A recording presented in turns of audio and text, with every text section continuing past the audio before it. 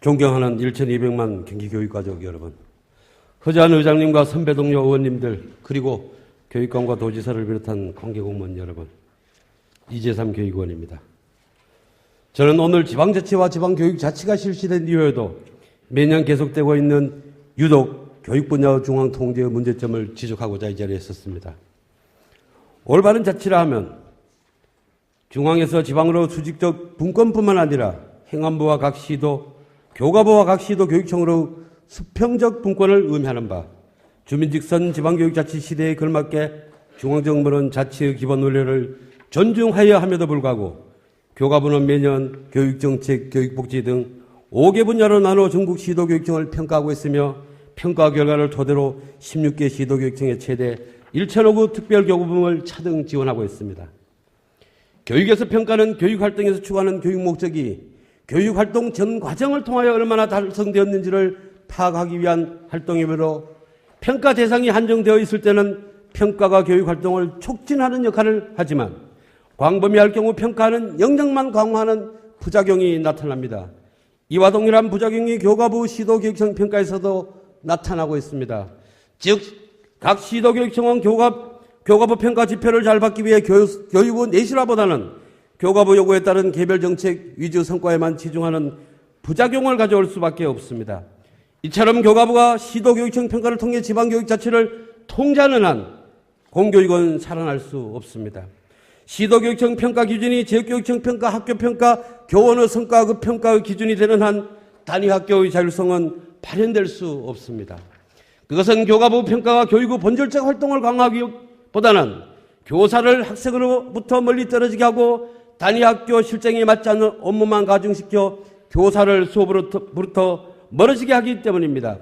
실제로 교과부가 각 시도교육청에 내려보낸 2012년 시도교육청 평가 계획을 살펴보면 총 20개 지표 중 교과부가 일방적으로 정한 정량적 평가 지표가 18개이며 배점도 90점입니다.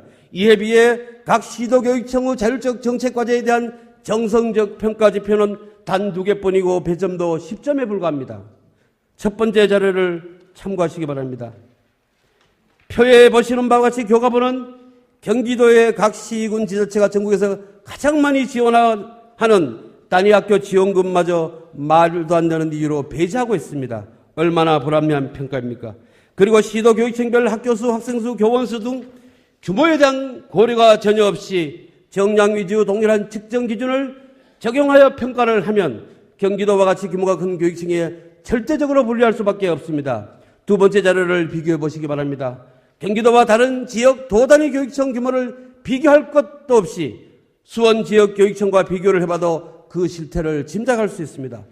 표에서 보시는 바와 같이 동일한 인구수와 동일한 학생수를 가진 울산과 수원이지만 교육자치가 광역단위에서만 이루어진다는 이유 때문에 수원의 교육 실태는 울산에 비해 현저하게 열악한 조건에 놓여 있고 그로 인하여 학생과 학부모들의 만족도는 떨어질 수밖에 없습니다.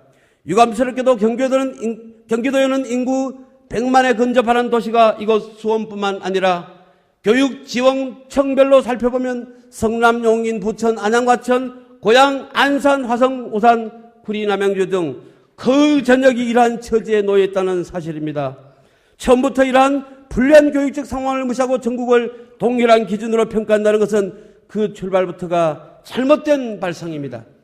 인구 1,200만의 경기도와 인구 60만의 제주도를 동일한 기준으로 평가한다는 것 자체가 불합리한 일입니다.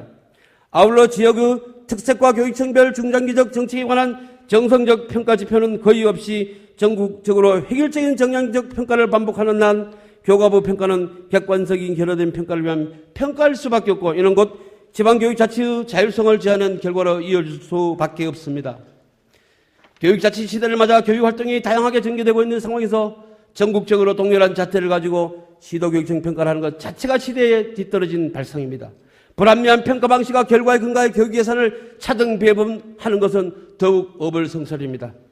이제는 학교 현실과 현장의 분위기를 정확하게 담아내는 평가가 되어야 하며 수많은 사업을 얼마나 해냈는가 보다는 한 가지 사업이라도 교육의 기본에 얼마나 충실했는지에 맞춰져야 합니다. 결과보다는 과정이 형식보다는 내용에 치중한 교육활동이 일어날 수 있도록 지원해야 합니다. 세 번째 자료는 참고하시기 바랍니다. 존경하는 의장님과 선배 동료 의원님 여러분, 교과부가 진정으로 지방교육자치 확대를 통하여 교육계획을 원한다면 시도교육 정책을 존중해야 합니다.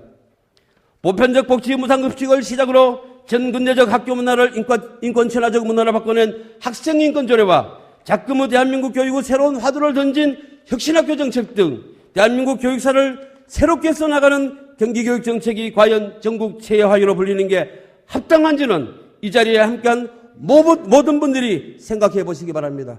끝까지 경청해 주셔서 감사합니다.